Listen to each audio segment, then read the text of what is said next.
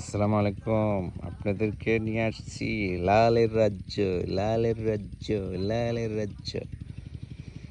দেখেন মিশ্র ফলের বাগানের মধ্যে এখানে পেয়ারা আছে,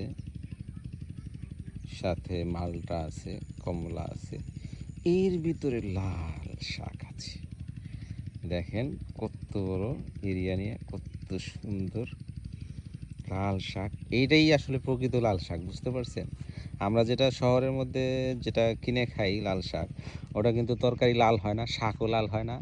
হ্যাঁ, আর এইটা যদি রান্না করে খাওয়া যায়, একদম প্রথম থেকে তরকারি লাল, তরকারির ঝোল লাল হয়।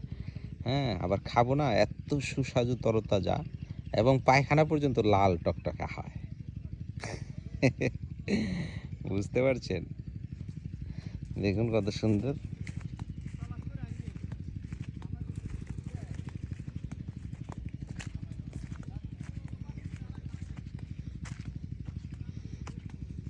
অনেক দিন পর কিন্তু ফলের বাগানে আসলাম, প্রায় 3 মাস পর। হুম, ঈদের পরে এই প্রথম আসলাম। কেমন লাগলো আপনাদের? এই যে পুরো লম্বা বাগান, বিশাল এরিয়া নিয়ে দেখেন। এইগুলো নতুন লাগানো হয়েছে, তো ফলও আসছে, পেয়ারার ফল আসছে বিশেষ করে। দেখেন শাকগুলা কত সুন্দর তরতাজা। আহ ইয়া লাল, দেখছেন কেমন লাগলো? অবশ্যই কিন্তু জানাবেন কমেন্টস করে। আসসালামু আলাইকুম।